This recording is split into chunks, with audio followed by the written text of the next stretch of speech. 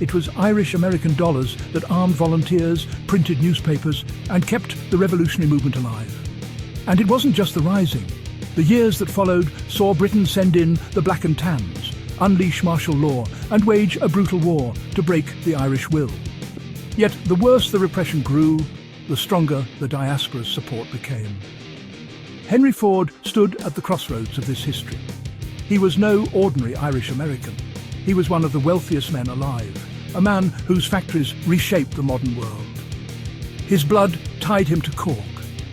His fortune gave him power. And Ireland was calling. In 1917, while Ireland simmered with rebellion, Henry Ford made a decision that shocked the world.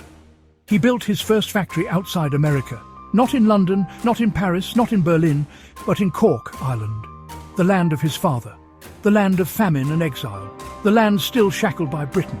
Not in Paris, not in Berlin, but in Cork, Ireland, the land of his father, the land of famine and exile, the land still shackled by Britain.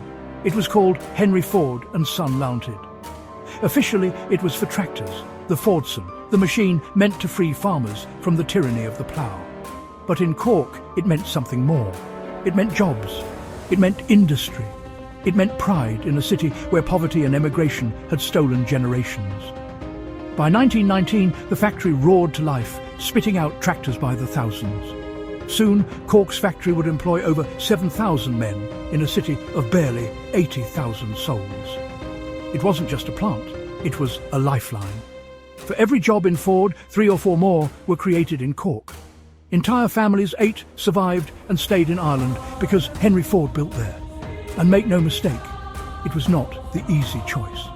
Ireland was in chaos. The War of Independence raged in the countryside. British troops patrolled the streets.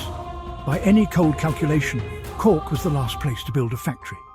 Yet Ford pressed ahead, pouring millions into the land of his ancestors, even when the books bled red ink.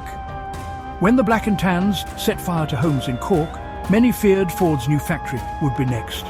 Yet the machines never stopped. Some say it was Ford's American name that shielded the plant from British rage. To the people of Cork, it felt like more than business. It felt like solidarity. It felt like a son of Ireland returning with power and purpose. The Cork factory was more than an industrial gamble. For many, it looked like a quiet act of rebellion, an American tycoon pouring wealth into a land the British would rather keep poor and docile. Ford's money did more than build machines.